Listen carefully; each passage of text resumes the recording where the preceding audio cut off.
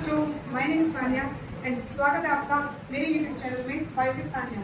तो आज हम शुरू करने वाले हैं चैप्टर नंबर 6 लाइफ प्रोसेस, उसका एक छोटा सा टॉपिक डाइजेशन। तो आज हम पढ़ेंगे न्यूट्रिशन। न्यूट्रिशन क्या होता है? तो जो हम खाना खा रहे हैं और हमारी बॉडी के अंदर उसकी एनर्जी को यूज करना, यही होता है हमारा न्यूट्रिशन। खाना खाना और सारे न्यूट्रिएंट्स को एब्जॉर्ब करना, हमारी बॉडी किस तरीके से खाने को यूज कर रही है, that is all about nutrition.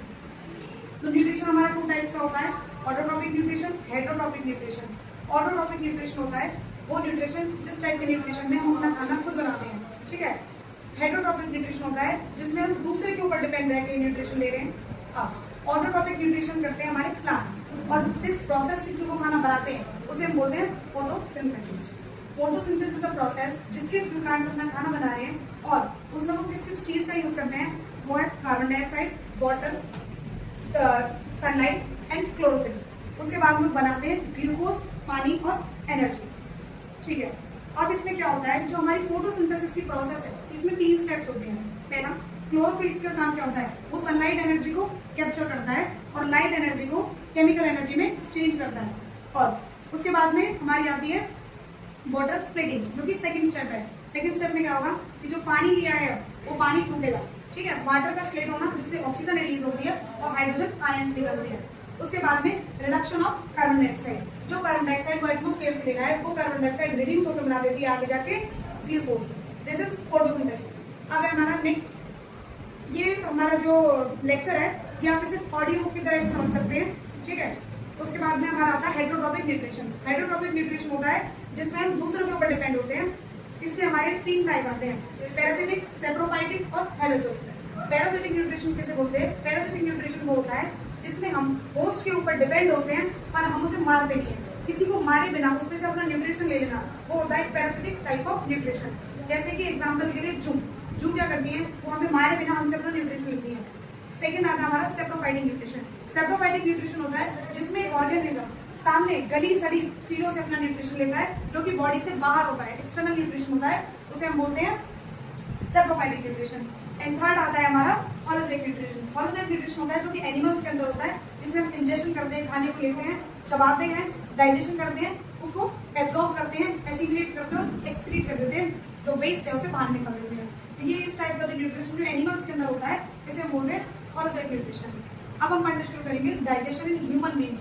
हमारे अंदर डाइजेशन किस तरीके से होता है? तो सबसे पहले डाइजेस्टिव सिस्टम को हम 5 प्रोसेस या 5 स्टेप्स के अंदर डिवाइड कर सकते हैं। सबसे पहले आता है हमारा इंजेशन।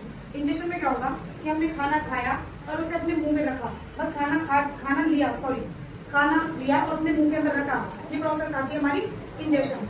उसके बाद आता है हमारा डाइजेशन। डाइजेशन हमारे मुंह से शुरू होता है। क्यों?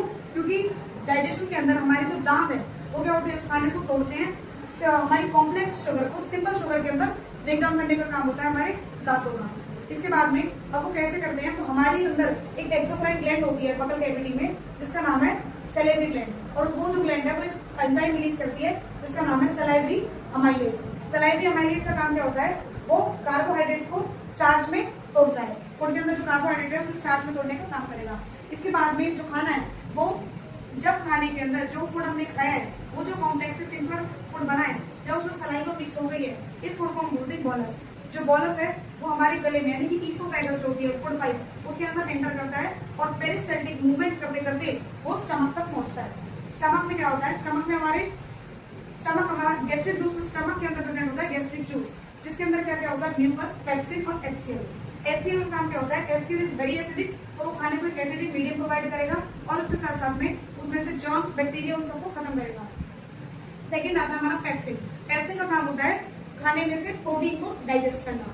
थर्ड आता है हमारा म्यूकस। म्यूकस क्या होता है, हमारा जो पेट होता है उसकी जो लाइनिंग होती है वो म्यूकस की बनी होती है, और उसका काम होता है पेट को अंदर एसिड, क्योंकि एचसीएल बहुत ही स्ट्रॉन्ग एसिड है, वो पेट को अंदर से ना जलाए, तो पेट को प्रोटेक्ट करता है, वो इनर लेयर बनाता है पेट की, हमारा म्यूकस। उसके बाद में हमारा जो खाना है वो मूव करता है स्मॉल इंटेस्टाइन में। स्मॉल इंटेस्टाइन के अंदर 2 फेज आते हैं। पहला फेज जिसके अंदर लिवर और पैंक्रियाज की सिक्रीशन आके मिलती है और खाने को और ज्यादा तोड़ने की लिवर बनाता है बाइल जूस, जो कि मतलब बेसिक मीडियम, यानी कि बाइल जूस जो हमारा बेसिक होता है वो खाने को बेसिक मीडियम प्रोवाइड करेगा, और साथ में उसका काम होता है इमल्सिफिकेशन ऑफ फैट, यानी कि फैट को तोड़ेगा। इसके बाद में हमारा पैंक्रियाज। पेनक्रियास रिलीज करता है 3 एंजाइम, पेनक्रियाटिक अमाइलेज, ट्रिप्सिन और लाइपेज। पेनक्रियाटिक अमाइलेज का काम होता है हमारे कार्बोहाइड्रेट को स्टार्च में तोड़ना, और उसके बाद में लाइपेज का काम होता है लिपिड्स को तोड़ना, यानी कि फैट को तोड़ना, फैट को फैटी एसिड या ग्लिसरॉल में तोड़ना। उसके बाद में हमारा ट्रिप्सिन का काम होता है प्रोटीन को अमाइनो एसिड्स में तोड़ना। स्मॉल इंटेस्टाइन का पहला फेज हमने पढ़ा, जिसके अंदर हमारे पेनक्रियास और लिवर के जो एंजाइम्स होते हैं वो आके मिलते हैं खाने के अंदर और उसे और सिंपल पार्ट में तोड़ते हैं, तो अब हमारा खाना जो है उसका completely break down small intestine के अंदर हो जाता है। अब कंप्लीटली ब्रेक डाउन हुआ जो फूड है वो हमारा एंटर करता है स्मॉल इंटेस्टाइन के दूसरे फेज में। दूसरे फेज में क्या होता है, स्मॉल इंटेस्टाइन के अंदर प्रेजेंट होती है एक फिंगर लाइक प्रोजेक्शंस, उन्हें हम बोलते हैं विलाई। उनका काम क्या होता है, वो स्मॉल इंटेस्टाइन की सरफेस एरिया को बढ़ाती है, और उसके साथ में जो एब्जॉर्प्शन है वो काम हो रहा है हमारा स्मॉल इंटेस्टाइन के अंदर ही। खाने का एब्जॉर्ब होना स्मॉल इंटेस्टाइन के अंदर होता है, तो वहां से खाना एब्जॉर्ब हुआ। इसके बाद में नेक्स्ट स्टेप आता है हमारा एसिमिलेशन। एसिमिलेशन में क्या होगा, वो जो एब्जॉर्ब न्यूट्रिएंट्स थे, एब्जॉर्ब फूड था, वो हमारा ब्लड के अंदर मिल जाएगा, और ब्लड जो है उसे कंप्लीट हमारी बॉडी के अंदर सर्कुलेट कर देगा, उसका ट्रांसपोर्ट कर देगा। उसके बाद में हमारा नेक्स्ट स्टेप आता है डिजेशन। डिजेशन में क्या होगा, अब जो उसमें यूजफुल चीजें थी वो तो हमारे स्मॉल इंटेस्टाइन ने खींच ली, एब्जॉर्प्शन हो गया, ब्लड के थ्रू हमारी बॉडी में पहुंच गया, एसिमिलेशन हो गया। अब जो अनडाइजेस्टेड वेस्ट है उसका क्या होगा, जो अनडाइजेस्टेड वेस्ट होगा वो जाएगा हमारी लार्ज इंटेस्टाइन के अंदर, और जब वो लार्ज इंटेस्टाइन के अंदर होगा तो उसके अंदर से जो एक्सेस वाटर होगा, आयंस होंगे, सॉल्ट होगा। लार्ज इंटेस्टाइन का काम होता है उस अनडाइजेस्टेड वेस्ट में से एक्सेस वाटर, आयंस और सॉल्ट को खींच लेना। फिर उसके बाद में जो अनडाइजेस्टेड वेस्ट है वो हमारा जाएगा लार्ज इंटेस्टाइन के अंदर, और वहां पे जाके नेक्स्ट पार्ट हमारा रेक्टम के अंदर जाकर वो स्टोर हो जाएगा, और फिर वो रेक्टम में स्टोर होने के बाद में एनएस के थ्रू बाहर